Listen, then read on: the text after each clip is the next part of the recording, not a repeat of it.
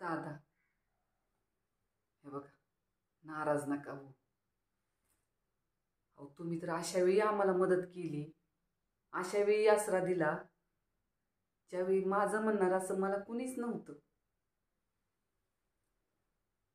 सख्याने लाताडलं तेव्हा तुम्ही आम्हाला जवळ केलं नसतं तर आज माझं आणि माझ्या मुलाचं काय झालं असतं याची जाण आहे. आता तुम्हीच विचार करा, असं किती दिवस चालणार? माझं मलाच खातंय. अहो, जवळ पक्षाला उडता येत नाही तवर त्याची माय दाना भरवती. मी तर माणूस आहे, तेव्हा मला जाऊ दे.